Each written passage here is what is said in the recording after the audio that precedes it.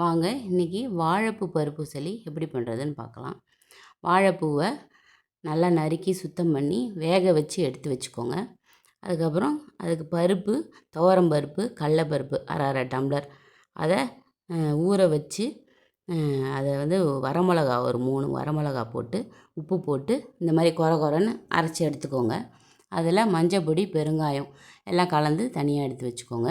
அப்புறம் ஒரு வாணலி போட்டு ஒரு கரண்டி எண்ணெய் விட்டு கடுகு வெடிக்க விட்டு அதுக்கப்புறம் இந்த அரைச்ச விழுதை எடுத்து அந்த வாணலியில் போட்டு நன்னா வதக்குங்க.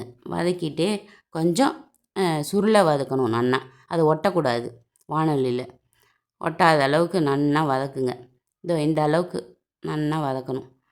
அதுக்கப்புறம் அந்த வாழைப்பூவை எடுத்து வடிகட்டி இதோடு சேர்த்துற வேண்டியதாங்க. நன்னா சேர்த்துட்டு நன்னா கொஞ்சம் நேரம் கலந்து விட்டிங்கன்னா அவ்வளோதாங்க, வாழைப்பூ பருப்பு சளி ரெடிங்க. வாங்க